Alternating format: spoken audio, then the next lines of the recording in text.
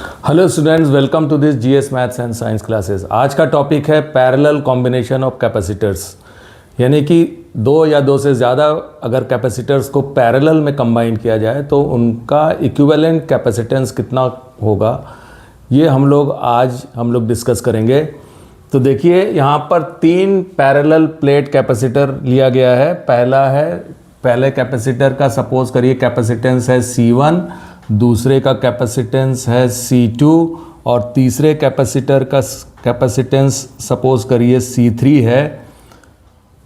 तो इन तीनों को पैरेलल में कंबाइन करना है। तो जब तीन कैपेसिटर्स को हम पैरेलल में जब कंबाइन करेंगे तो इसमें पैरेलल कॉम्बिनेशन में जो जितने भी कैपेसिटर को हम पैरेलल में कंबाइन करते हैं उनका फर्स्ट प्लेट्स को, यानी कि यहाँ पर तीन कैपेसिटर अगर है तो इनके तीनों कैपेसिटर के फर्स्ट प्लेट्स को एक कॉमन पॉइंट से कंबाइन किया जाता है। तो सपोज करिए कि यहाँ पर जो है हमारा कॉमन पॉइंट है A, तो तीनों कैपेसिटर्स के फर्स्ट प्लेट को हम A से कंबाइन करेंगे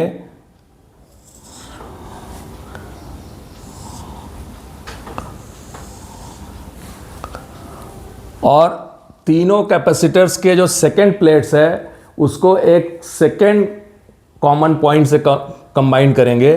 तो सपोज कर लीजिए कि यहाँ पर जो दूसरा कॉमन पॉइंट है वो है B। अब इसको फर्स्ट कैपेसिटर के सेकेंड प्लेट को B से कनेक्ट करेंगे, फिर उसके बाद सेकेंड कैपेसिटर्स के सेकेंड प्लेट को भी B से कनेक्ट करेंगे और थर्ड कैपेसिटर के सेकेंड प्लेट को भी हम B से कनेक्ट करेंगे। तो इस तरीके से तीन कैपेसिटर्स C1, C2 और C3 को हमने पैरेलल में कंबाइन कर दिया है। अब इसके बाद क्या करता है कि पॉइंट A को किसी सेल या बैटरी के पॉजिटिव टर्मिनल से कनेक्ट कर दिया जाता है और पॉइंट B को उस सेल के नेगेटिव पॉइंट से कनेक्ट कर देते हैं।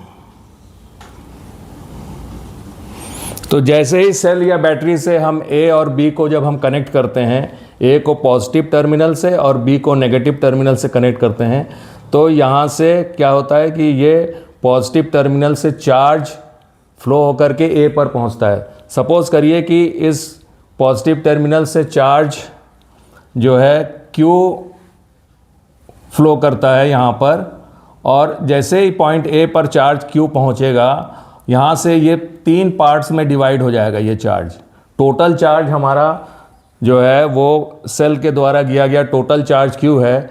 तो लेकिन ये टोटल चार्ज यहाँ पर C1, C2 और C3 जो इनके कैपेसिटेंस हैं उनके रेशियो में ये टोटल चार्ज जो है डिवाइड हो जाएगा। तो C1 के फर्स्ट प्लेट पर चार्ज होगा प्लस Q1, C2 के फर्स्ट प्लेट पर चार्ज होगा प्लस Q2 और C3 प्लेट के फर्स्ट प्लेस पर जो चार्ज होगी वो हो जाएगा प्लस Q3। अब इंडक्शन की वजह से, ड्यू टू इंडक्शन, इस फर्स्ट कैपेसिटर का जो सेकेंड प्लेट है वो हो जाएगा आपका, उस पर चार्ज होगा माइनस Q1 और सेकेंड कैपेसिटर्स के सेकेंड प्लेट पर जो चार्ज होगी वो हो जाएगी माइनस Q2 और थर्ड कैपेसिटर के सेकेंड प्लेट पर चार्ज होगा माइनस Q3। अब अगर इस सेल को कनेक्ट करने पर, A और B के बीच में इस सेल को कनेक्ट करने पर, अगर इस सेल के द्वारा प्रोवाइड किया गया पोटेंशियल डिफरेंस V है, तो पॉइंट A और B के बीच में जो पोटेंशियल डिफरेंस होगा वो V के बराबर होगा। अब चूंकि तीनों कैपेसिटर्स को एक ही कॉमन पॉइंट्स A और B के बीच में कनेक्ट किया गया है, तो इसलिए तीनों कैपेसिटर्स के अक्रॉस जो पोटेंशियल डिफरेंस वो V के बराबर होगा। यानी कि C के अक्रॉस जो होगा पोटेंशियल डिफरेंस वो भी V होगा, और C2 के अक्रॉस जो है पोटेंशियल डिफरेंस यहाँ पर V के बराबर होगा, और C3 के अक्रॉस पोटेंशियल डिफरेंस भी V के बराबर होगा। तो पैरेलल कॉम्बिनेशन में टोटल चार्ज तो डिस्ट्रीब्यूट हो जाता है, लेकिन पोटेंशियल डिफरेंस चूंकि तीनों कैपेसिटर्स को जो है सेम कॉमन पॉइंट्स A और B के बीच में कनेक्ट किया गया है, तो पोटेंशियल डिफरेंस जो है वो तीनों कैपेसिटर्स में सेम V के बराबर होगा। तो यहाँ पर जो टोटल चार्ज है Q इज इक्वल्स टू हो जाएगा आपका Q1 plus Q2 plus Q3। तो यहाँ पर इसको हमने इक्वेशन नंबर 1 मान लिया है। अब Q1 की जो इंडिविजुअल वैल्यू होगी, Q1 इज इक्वल्स टू हो जाएगा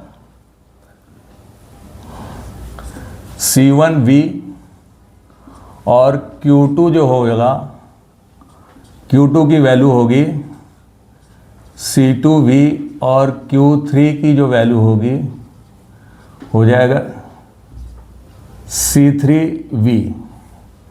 इस पे जो इक्वेशन हम लोगों ने यूज़ किया है फॉर्मूला, वो है Q is equals to CV।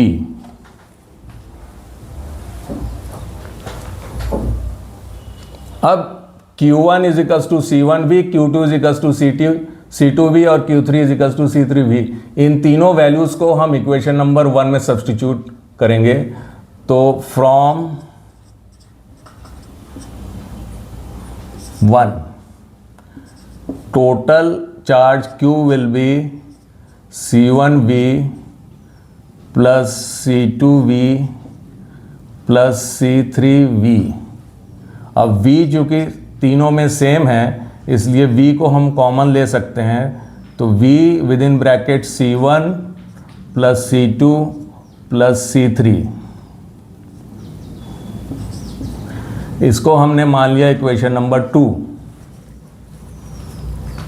अब हमको इन तीनों कैपेसिटर्स C1, C2 और C3 का इक्विवेलेंट कैपेसिटेंस निकालना है। तो इक्विवेलेंट कैपेसिटेंस का मतलब है कि हम C1, C2 और C3 की जगह 3 अलग अलग कैपेसिटर यहाँ पर यूज़ किया गया है। तो हम 3 अलग अलग कैपेसिटर C1, C2, C3 ना यूज़ करके हमको ये एक सिंगल कैपेसिटर यूज़ करें, सो दैट कि अगर पोटेंशियल उसके अक्रॉस पोटेंशियल डिफरेंस अगर V हो तो उस पर जो चार्ज हो वो Q के बराबर हो। तो if we use a single capacitor, suppose equivalent capacitor का की जो वैल्यू है वह Cp है, capacitor Cp such that on applying potential difference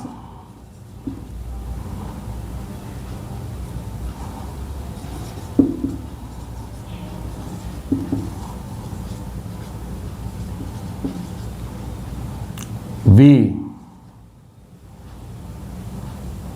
across it, the charge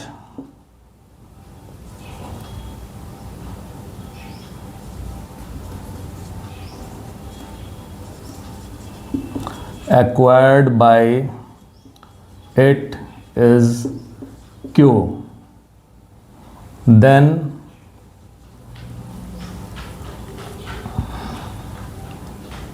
Q is equals to Cp into V। इसको हमने इक्वेशन नंबर 3 मान लिया है। अब देखिए इक्वेशन नंबर 2 और इक्वेशन नंबर 3 दोनों इक्वेशन का जो है लेफ़्ट साइड जो है वो सेम है, इसलिए इन दोनों इक्वेशन का राइट साइड भी इक्वल होगा। तो comparing equation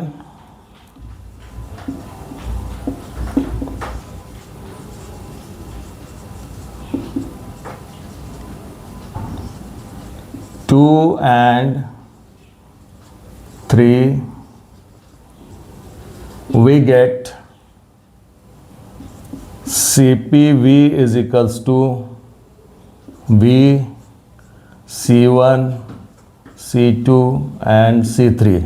Now V and V will cancel out and we will get Cp is equals to C1 plus C2 plus C3. तो हमारा जो इक्विवेलेंट कैपेसिटेंस ऑफ तीन कैपेसिटर C1, C2 और C3 का जो equivalent capacitance when they are connected in parallel, तो equivalent capacitance का जो वैल्यू होगी वो Cp is equals to C1 plus C2 plus C3 के इक्वल होगी. This is the formula for combining parallel capacitors in parallel. So Cp is equals to C1 plus C2 plus C3. So this is all for today. We will come in the next video very soon. Till then, thank you.